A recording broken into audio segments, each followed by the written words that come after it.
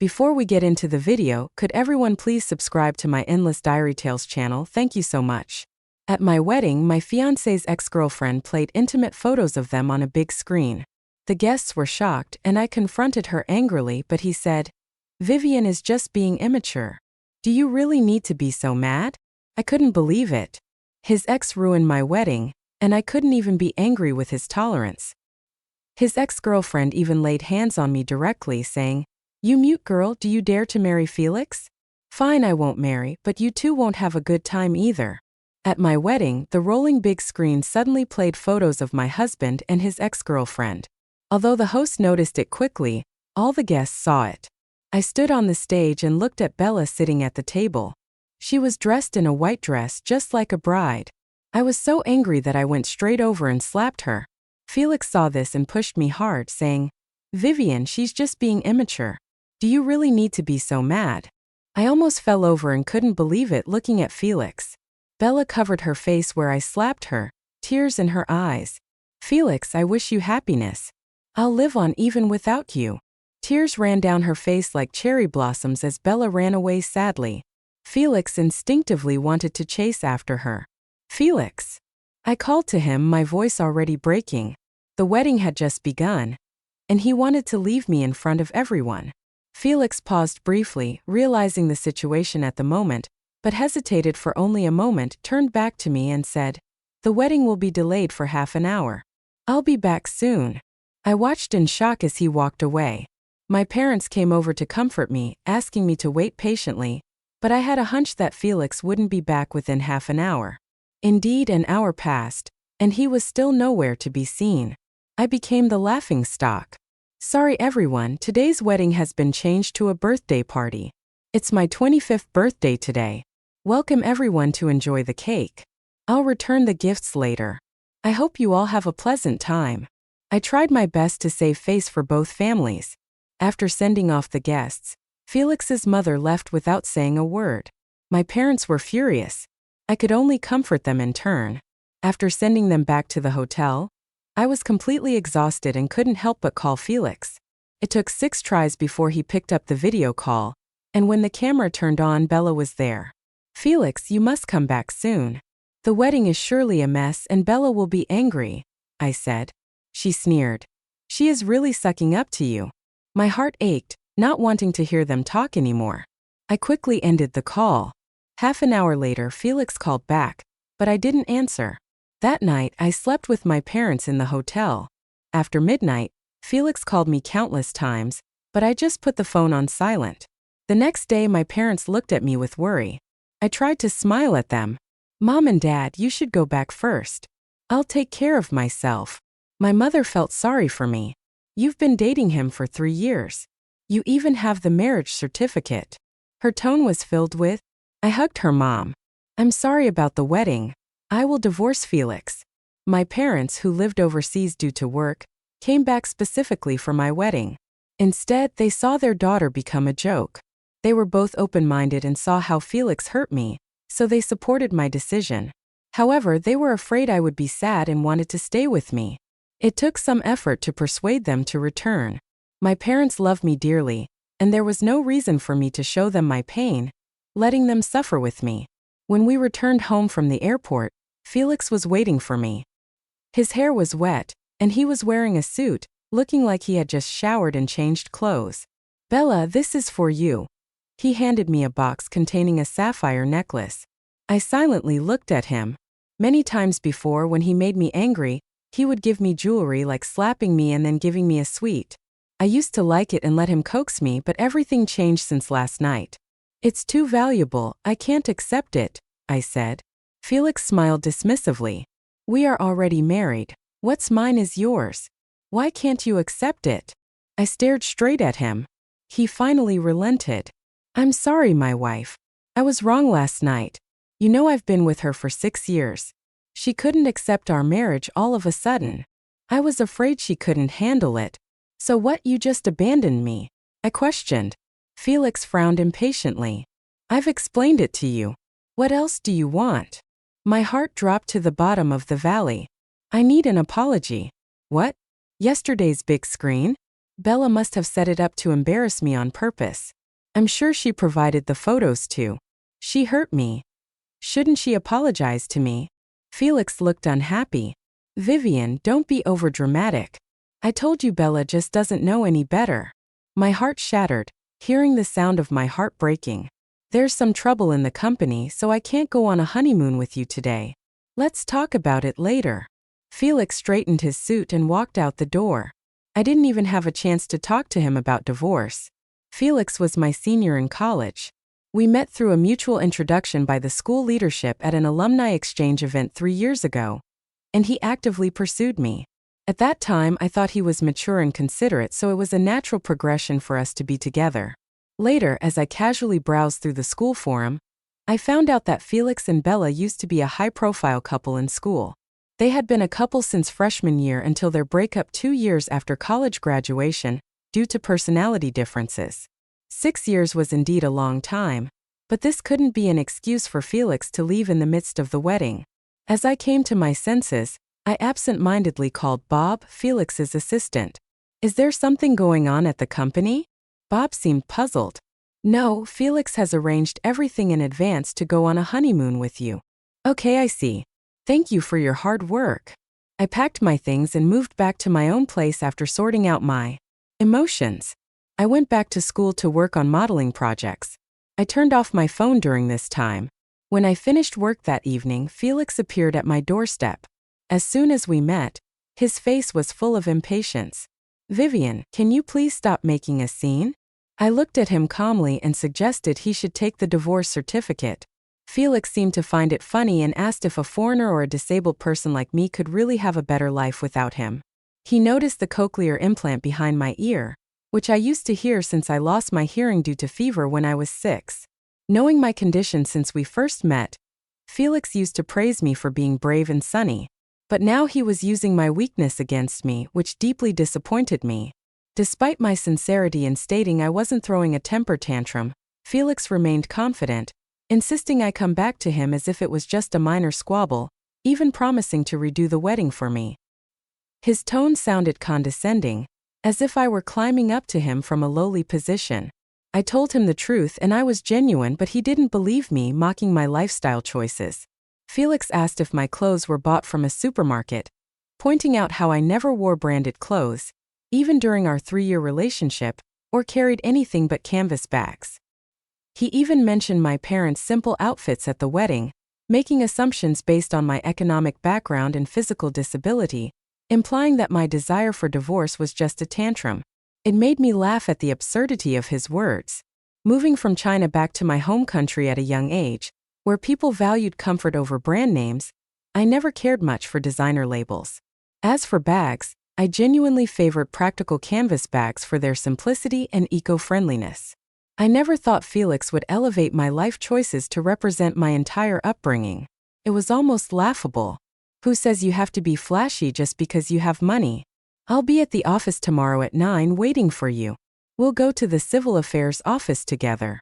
We didn't see eye to eye on life perceptions, so I chose not to say more as I opened the door and entered my home.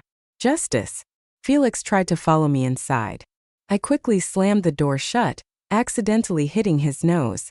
Felix yelled from outside, frustrated that I didn't seem to be reasonable, claiming he had given me a way out, yet I was still causing a scene.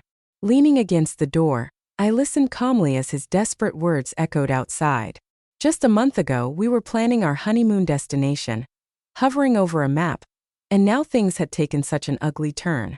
When my phone beeped, a friend request popped up from Bella. After accepting it, she immediately sent a message introducing herself, and then bombarded me with 6 photos. The first 3 were from that day, showing Felix in the kitchen making noodles, while the other 3 were from our wedding day, with Felix wearing a suit and a flower crown, serving water to Bella by the bedside. Felt like seeing worms crawling. Fighting back my disgust, I replied, "I've never seen someone so shameless to destroy someone's marriage."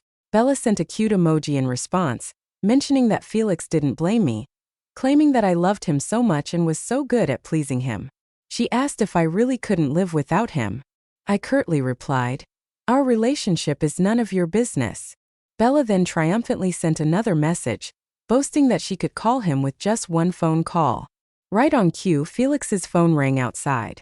He said something in a lowered voice, then stopped knocking on the door and quickly left, stepping outside to check. All I saw was his car driving away. 15 minutes later, Bella sent a photo showing Felix getting out of his car and walking towards her. You've been with him for 6 years with lots of sweet memories. Do you really think you can hold on to his heart?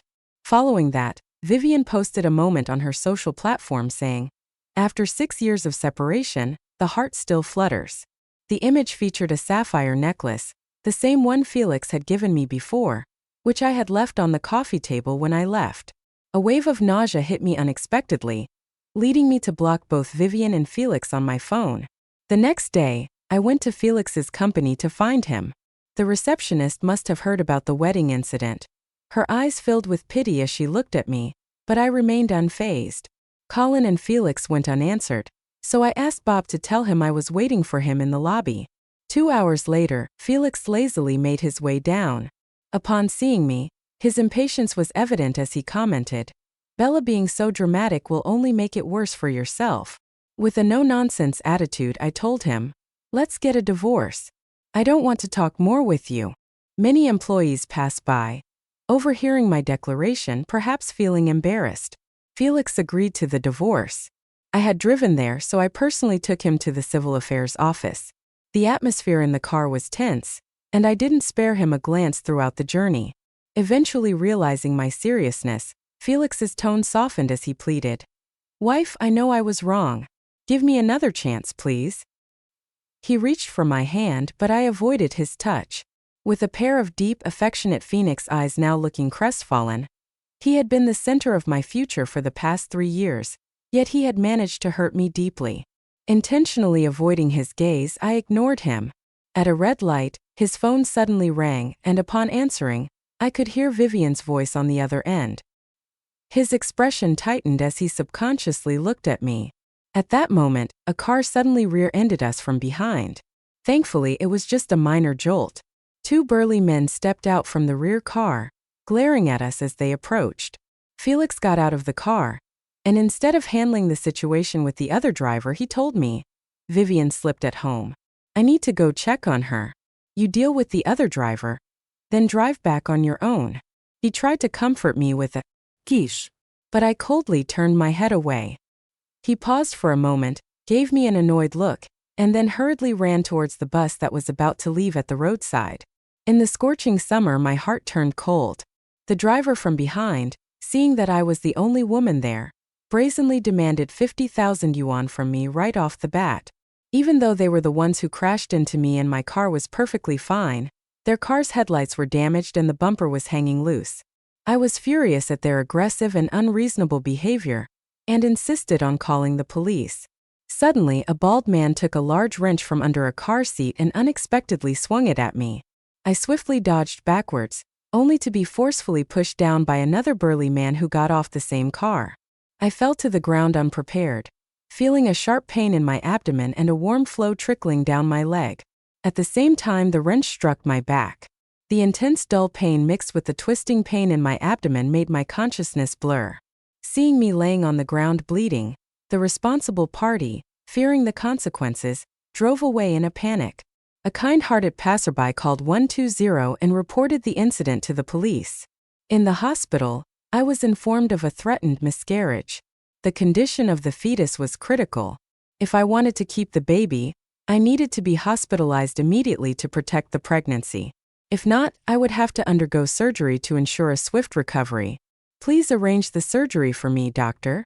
On the 4th day of my hospitalization, I coincidentally met Bob. He mentioned that his mother needed a hysterectomy. That evening, Felix arrived disheveled and found me, and not just him. Vivian came too. Bella came to my bedside with a guilty face. I'm sorry. If it weren't for me leaving, we wouldn't have lost our child. I coldly chuckled. Don't worry. Even without this accident, I would have terminated the pregnancy. Felix's face changed color. Unable to bear it, Vivian intervened. Bella, you cannot speak without a hearing aid. You are disabled. How can you push away a man like Felix? I smirked, raising my eyebrows at Vivian. You can only rise if I divorce Felix. Now you're acting like nothing happened. Vivian's face turned pale and she fell silent. Felix composed himself and said, Bella, I brought Vivian here to apologize to you. He gestured to Vivian reluctantly. Vivian muttered, I'm sorry. It was my fault that ruined your wedding. It was all my fault. I watched with interest as they put on a show. Today I learned that in the past few days, Felix took Vivian on a business trip and made her his chief secretary. Felix, I just want a dignified divorce with you. After all, you are the company's president. If I speak to the press about things I shouldn't say, it might tarnish your image as an entrepreneur. Felix was completely caught off guard by my words. A hint of disdain rose in his eyes. Fine, let's divorce, but don't come back begging me later. I gave a faint smile. I will never regret it. Early the next morning, I eagerly made an appointment with Felix to go to the Civil Affairs Bureau. When we completed the procedures, I felt much lighter. Vivian came out of the car to greet the newly divorced Felix, and she seemed to radiate with joy. As we parted ways, Felix turned to me and asked, How will you cope without me? Once I recovered, I threw myself into work. The mathematical modeling work for the dam designed by my supervisor was nearing completion. The government was about to put it out for bidding, and many bidding companies wanted to meet me and obtain the dam construction data. Bella, the one company wants to meet you. When are you available? The one company founded by Felix. I had no idea they were also participating in the bidding process. To save time for both parties, I instructed my assistant Jack to inform all bidding companies to meet together, and no private meetings would be accepted. The meeting was held in the conference room of the school office building. When I arrived, all the leaders of the bidding companies were present. The scale of the dam this time was significant, with an estimated cost of around $4.5 billion. Companies bidding for these public service projects not only earned handsome profits but also gained a good reputation. So the attendees were all top executives. Bella, Vivian, and Felix sat together in the front row. When they saw me, disdain flashed across their faces. This is not a place for you, Vivian said, thinking I was there to cause trouble. Felix stood up, approached me, and warned, Bella, we are divorced now. Don't mess up my business. I chuckled. Felix, 2 months apart and you're still so arrogant. Felix stared at me warily. Jack came over and said, Felix, please take a seat first.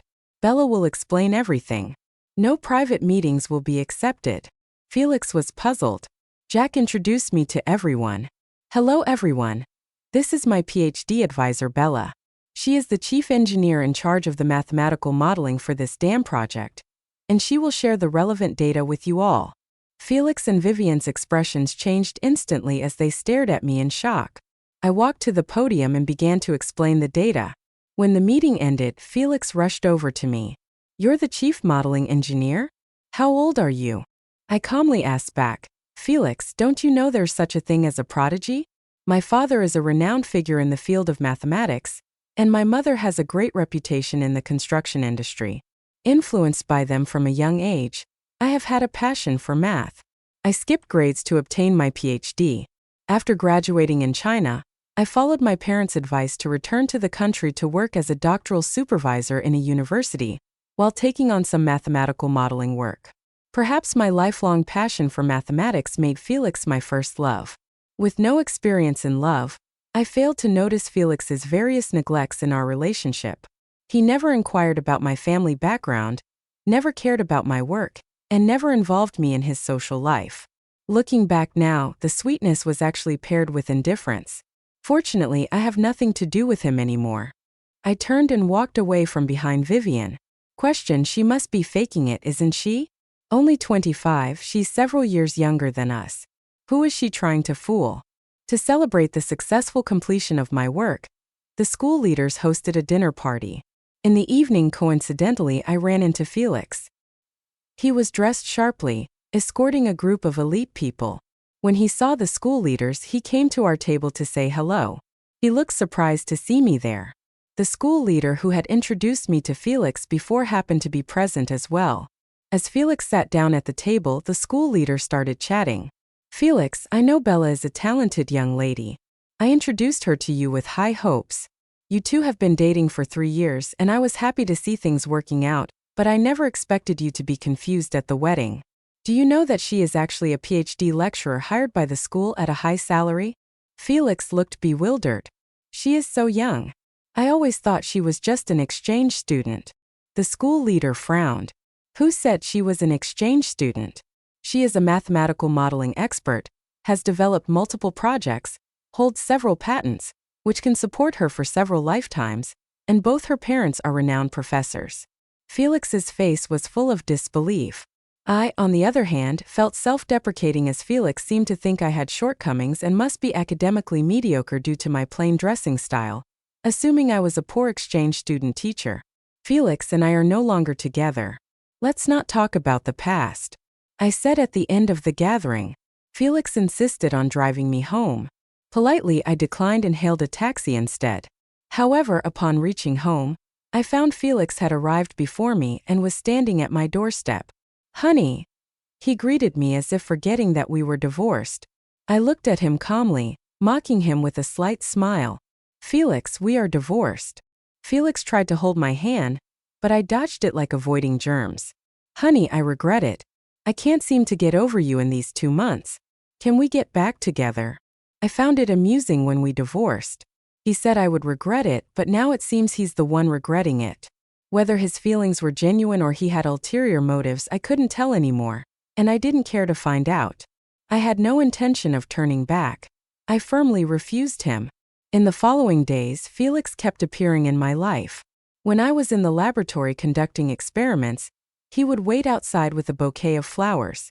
During my classes, he would sit like a docile student, gazing at me.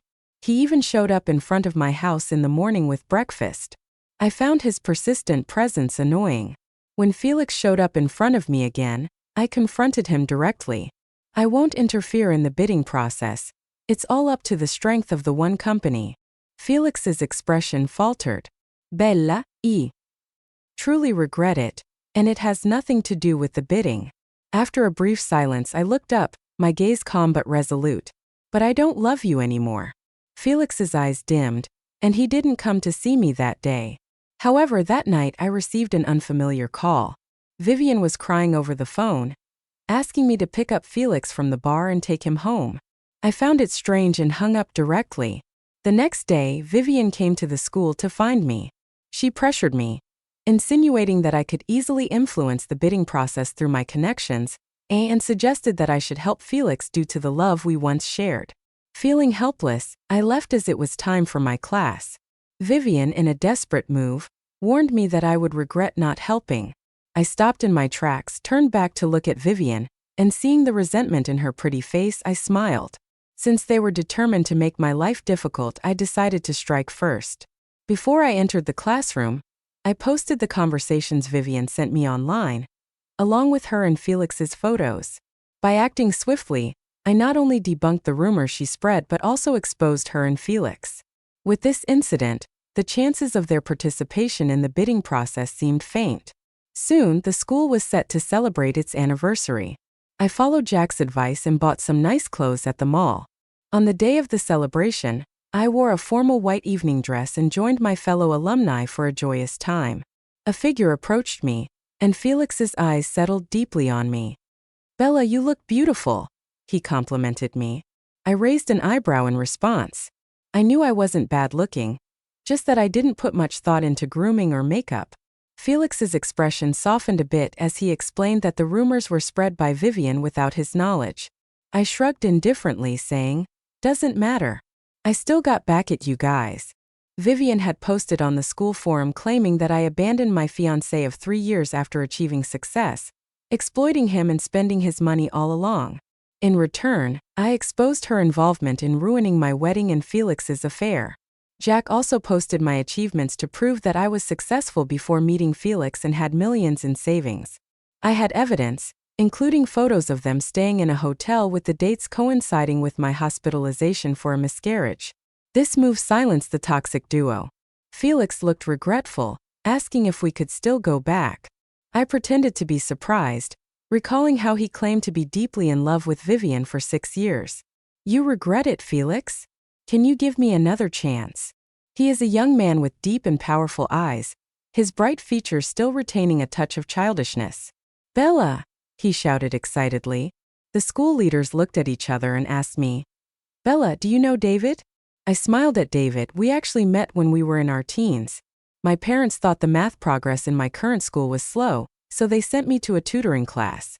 During winter and summer vacations, we met at the tutoring class and later met again at an international Olympiad math competition. After that, with my busy doctoral projects, I lost contact with him. David was much more excited to see me, coming forward to give me a tight hug. "It's so great to see you." I was happy too after all this time. The school leaders were not wrong. David was indeed a remarkable student. While we were chatting and having fun, Felix, who had been standing by, had a grim look on his face. But no one paid him any attention. Since I posted the incident with him and Vivian on the forum, his reputation took a nosedive. Even those teachers who had been proud of him before denied ever teaching him, including the school leaders. Felix seemed like he wanted to join our conversation, but all David and I talked about were math problems, so he couldn't get a word in. After a while, Vivian, all dolled up, came to find him, but he avoided her with a stern face. When the event ended, David was still not satisfied, asking for my phone number repeatedly. Worried Bella, "You won't suddenly lose contact with me this time, will you?" I shook my head. "I'm currently working at a university. I've signed a contract and won't leave for 5 years. Realizing his excessive enthusiasm, David smiled apologetically. "We'll meet tomorrow then." Later on, I found out that David had applied to teach at a university and became my colleague. He even rented the house across from mine, becoming my neighbor. I'm not good at cooking, so naturally, he started cooking for me every day. Gradually, apart from work, he was almost inseparable from me. Although I'm not stupid, I could sense his feelings. I had just gotten out of a previous relationship and didn't want to jump into a new one so soon. Luckily, David didn't mention it, just discussing math problems with me every day. I found this kind of life great, but Felix was still lingering around. The one corporation lost the qualification to participate in the bidding for the dam project, which hit Felix hard. I heard from colleagues that he spent a week drinking in a bar and even broke up with Vivian. I am a straightforward person. Since he's divorced, I don't care about his affairs. I just want to focus on my research. But beneath the calm surface, there was an undercurrent brewing. When the accident happened, I was walking out of the elevator as usual when a man in a gray jacket suddenly approached me with a long knife. I instinctively dodged. I frantically dodged left and right in the narrow elevator. "It's all because of you. You took my place." I recognized him as one of the PhD candidates hired with me. He studied at MIT and worked on mathematical modeling at a university. However, the school leaders said he lacked imagination and couldn't handle the modeling work. "You idiot! Go to hell." He swung the long knife towards me again, and this time I was cut on the arm, blood gushing out instantly. I called for help, but there was no one around. As he swung the knife for the third time towards my head, a man in a suit rushed over and pushed him. "Bella, run! Run now!" For a moment I was stunned. The assailant's eyes were bloodshot as he wrestled crazily with Felix. I saw the janitor appear at the elevator entrance, rushing out and grabbing her mop to strike the attacker. The attacker turned around in pain, glaring at me with a pair of bloodshot, murderous eyes as if he wanted to devour me. Felix held him tight, preventing him from breaking free to harm me. Just then, the chilling sound of the knife entering Felix's abdomen made my scalp tingle. Almost instantly, blood oozed from the corner of Felix's mouth, but he still looked at me with a smile on his face. My blood ran cold, almost forgetting the danger. Thankfully, the school security guards rushed in and stopped the attacker's madness. As we waited for the ambulance, I pressed on Felix's wound. "Felix, don't die, please." Felix weakly squeezed my hand, his eyes fixed on mine. "Bella, can you forgive me?" I calmly replied. "You can only earn my forgiveness by staying alive." Felix was rushed to the hospital for emergency treatment. The PhD candidate was arrested by the police. When David arrived, I was standing in front of the operating room, covered in blood. "Your arm." I glanced at the arm wrapped in bandages, already disinfected and stitched up. "It's okay." David stared at me with concern in his eyes, his gaze fixed on the lit-up operating room worriedly. After a long 5 hours, the exhausted doctor came out. The patient's will to survive was still there. As long as the next 24-hour critical period was safely passed, everything would be fine. David and I both breathed a sigh of relief. Just as we were about to leave after arranging for a caregiver, Bob and Vivian rushed over. Upon seeing me, Vivian tried to come over and slap me but was stopped by David grabbing her wrist. Vivian screamed in anger. "You witch! Isn't Felix's suffering enough because of you? He risked his life for you and you want to leave just like that? Nothing in this world comes that easy." I watched Vivian go crazy coldly and motioned for David to leave with me. David pushed Vivian away and quickly caught up with me. On the way back, he hesitated to speak, so I knew what he wanted to ask. Would I go back to Felix after he risked his life to save me? I shook my head firmly, saying I wouldn't. I wouldn't be so old-fashioned as to think I owed my life to Felix. There are many ways to repay kindness, and I won't choose one that makes me sick. Back home, David helped me wash since I couldn't move my arm, doing most of the washing himself. His face was red the whole time, making him quite cute. Enduring 24 hours was tough, but when we heard Felix had regained consciousness, David and I went to the hospital to see him together. Felix's face paled even more when he saw David and me together. I walked up to his bedside and told him that he shouldn't think of repaying the favor, or I would despise him. I extinguished all of Felix's fantasies. This time he saved me, which made up for all the harm he had caused me before, evening out our score. Hatred can be mentally draining, and I don't want to waste my energy on someone undeserving. The moment you can walk into the one on your own will be the moment I forgive you. Felix listened silently and didn't speak. After saying what needed to be said, I left with David. A fortnight later, when Felix was discharged, I personally went to pick him up. He was still living in the apartment he had prepared before, unchanged, with some of the figurines I had bought still displayed in their original places. That sapphire necklace was still on the coffee table. Seeing my gaze fall on the necklace, Felix remembered something and explained that the necklace he gave Vivian was a replica, not the same as this one. I smiled calmly at him and suggested it was better to put the past behind us. Felix struggled to find words and sat down on the sofa where my pink throw pillow still lay. I called a housekeeper for him, telling him to rest at home until he fully recovered. The housekeeper arrived, so I left. As I was about to leave, Felix called out saying, "Bella, you know, right?" I looked at him calmly and said I knew the PhD student who had just arrived at a university considered himself extraordinary. Feeling frustrated and influenced by Vivian, he blamed everything on me, plotting to kill me with words and drugs. Felix nodded expressionlessly and apologized for underestimating how malicious Vivian could be.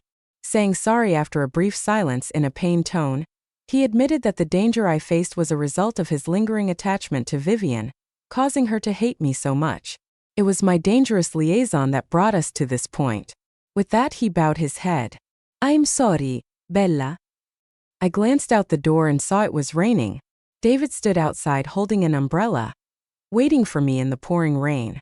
I told Felix that David was waiting for me, bid him goodbye, and ran into the rain without looking back, determined. Shortly after I arrived home, Bob called to tell me that Felix had disobeyed doctor's orders and gone to the company. I chuckled, knowing he was a grown man who could take responsibility for his actions. Bob hung up without saying more. David brought me a cup of ginger tea, saying, "Drink this to prevent getting a cold." After sipping the tea, I showed David the invitation I had received to the Hodgkin's conjecture seminar, and asked if he wanted to go. David chuckled and said, "I received an invitation too. We'll go together." While Felix was working hard for his company, David and I were exploring the world of mathematics. 2 years later, when my contract with the university ended, David nervously asked if I would stay for him. I nodded, agreeing to stay. David and I didn't have a dramatic love affair. Everything was as smooth as water. He really suited me. The dark clouds of the past had finally dispersed, and no one would use my weaknesses to hurt me again. Felix is extra.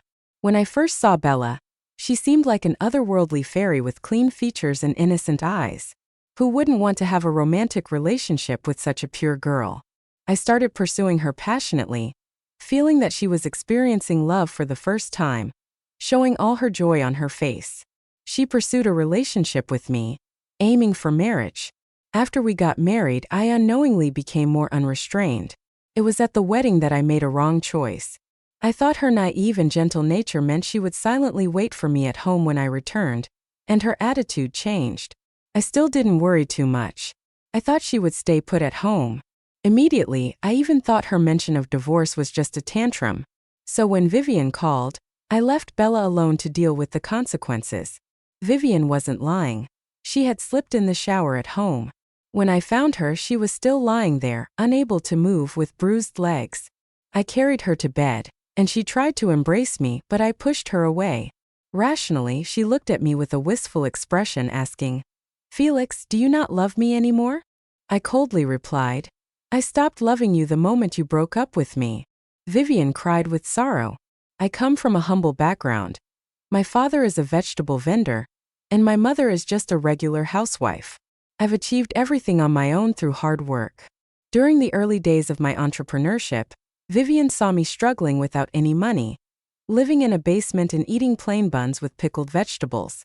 She couldn't handle 3 months of such life with me and decided to break up at my lowest point. She left me. I heard from classmates that she only came to me after being dumped by her rich boyfriend. I was driven by vanity and wanted to show her how well I was doing now, not just in terms of my career but also with my loving wife. I arrogantly took her on a business trip. That night, while I was drunk and asleep, she ended up in my bed. Something that should not have happened. Feeling anxious, I received a call from Bob informing me that Bella had a miscarriage and was hospitalized. I learned about the ordeal she went through the day I left her. I saw her in the hospital, and her complexion was not good. I brought Vivian to apologize to her, but it seemed to backfire. I could feel Bella slipping away from me.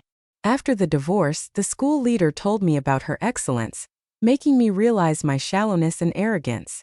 All this time, despite having a hearing impairment, she never felt inferior and lived brightly. On the other hand, I despicably tried to weaken her confidence, using this to make her dependent on me. The truth proved that I was the clown. I gave Vivian a sum of money to stop her from bothering me, but she was not willing to let go. Instead, she blamed Bella for my indifference and secretly incited a mentally unstable doctor to harm Bella.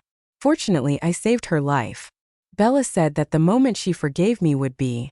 I recovered and stepped into the room again the day she left the hospital. After she left, I rushed to the room at the fastest speed. "Bella, have you forgiven me?" When Vivian was sentenced, I went to see her for the last time.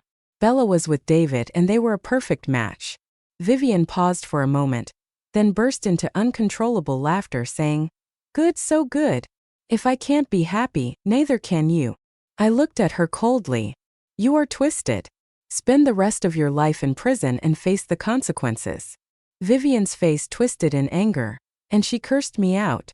Later, I heard that Bella gave birth to a daughter who looked like David. I thought she's probably another academic genius.